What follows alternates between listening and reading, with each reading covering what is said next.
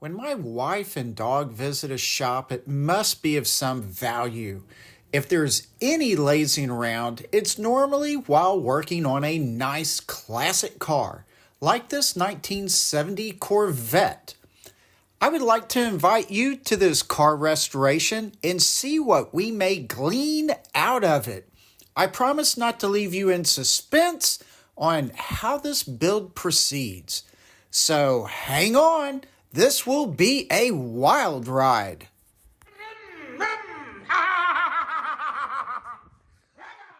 Welcome to Road Odyssey. Thank you for joining me. And if you like the videos that I provide, please subscribe. And if you're on Facebook, look up Road Odyssey. See what I'm up to on a daily or weekly basis.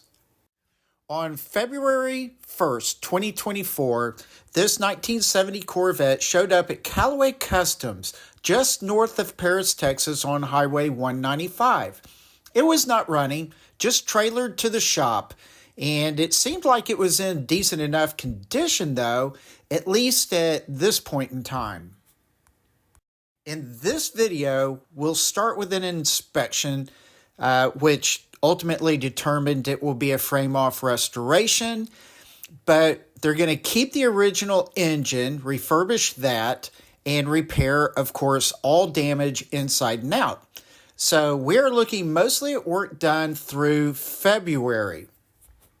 And before proceeding, I want to decode the VIN and trim tags for you. Quick side note, the 1970 model year was short due to a labor strike in 1969. Now, the VIN decoded for number 194370S414737 reveals that it was built at the end of the run for 1970, since the last 6 digits tell the sequence number, which the final build number was 417316, and this one being 414737. So yeah, getting pretty close to the end of the run there. The other numbers tell that it is of course, a Chevrolet Corvette V8 two-door coupe, 1970, made in St. Louis. This coupe was one of the 10,668 coupes built out of a total of over 17,000 built. The color and trim codes of G09, 400, 984 tell us that G09 is the body build date. That's July 1970, day number 9. 400 means black vinyl interior. 984 is Daytona yellow body paint. Now, I'm going to go over the trans and engine removal, engine tear down, engine bay and interior gutted, and body separated. Let's start with a good inspection underneath. Basically, everything looked pretty good except the whole frame had a lot of rust damage.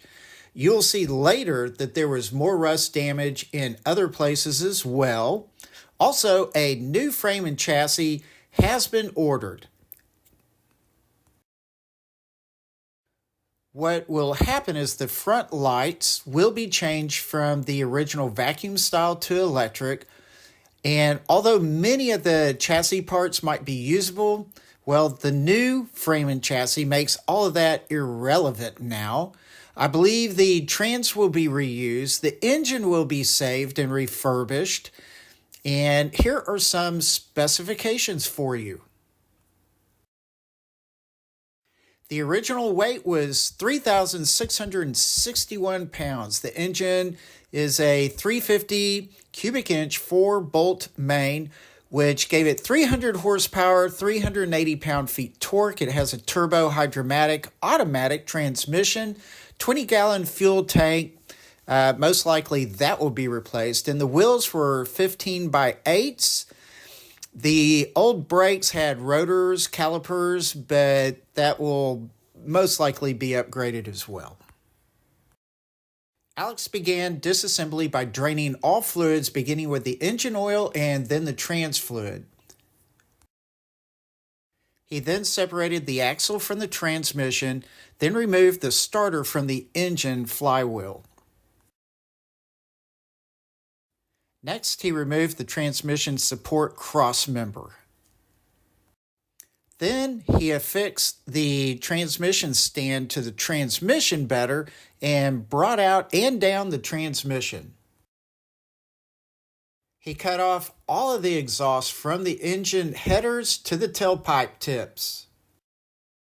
I missed some of Alex's prep of getting the engine out, but it was basically disconnecting the radiator, wiring, grounds, the front engine assembly, pulley alternator, stuff like that, then replacing the carburetor with a hoist plate.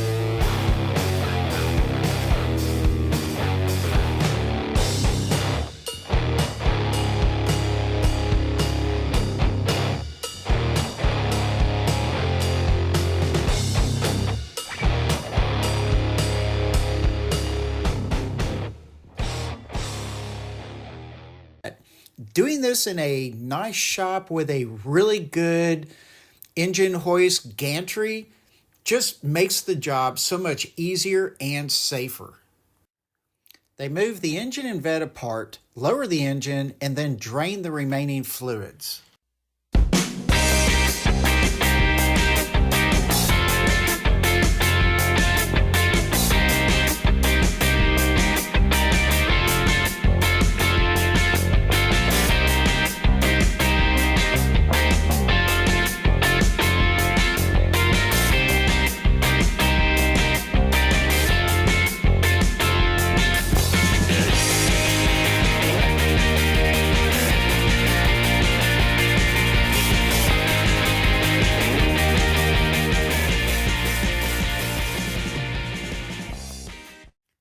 Alex removed the flywheel gently. There are cool flywheel wrenches for installs, but they just pulled this one off. There is one of the main block numbers, which basically means it's an old Chevy small block. Here's a quick look in the engine bay. Actually looks pretty decent from this point of view. Not a lot of this stuff will be reused, and it will all be removed soon. But time for the engine teardown so it can be delivered for refurbishment. Alex removed the mechanical fuel pump, water pump, front pulleys, headers, engine mounts, then the air intake manifold. He progressed quickly to the valve covers. When removing one, he found that a rocker was way out of alignment. Isn't that weird? More parts removed and bagged and labeled as well. Then came the timing chain and cam. Again, items to be upgraded, and the stack of old parts grows. Scott took a good look at the piston heads. There were signs that the Callaways were not the first to work on the engine, since it had been previously, I believe, rebored at 0.030.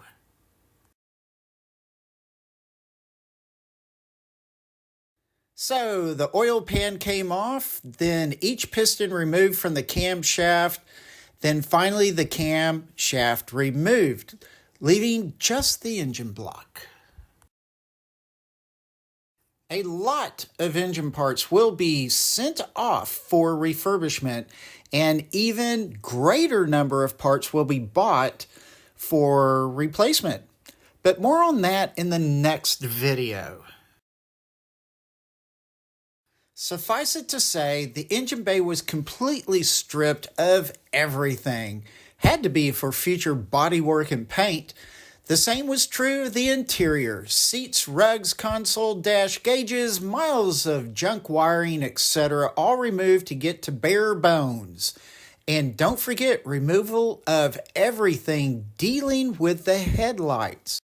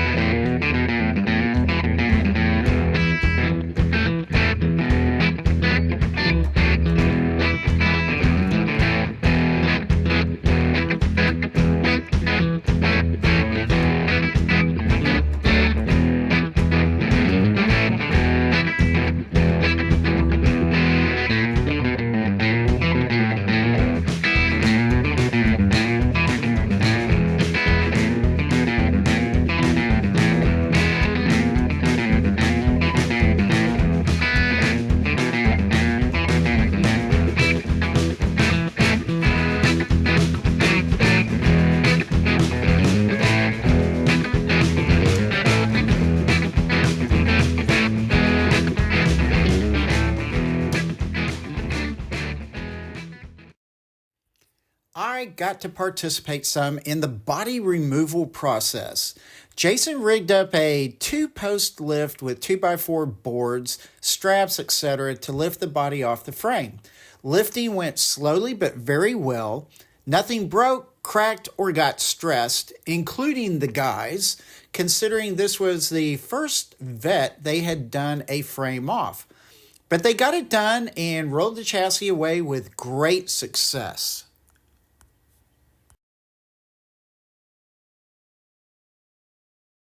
The auto dolly got rolled under the body, and eventually both were married or connected.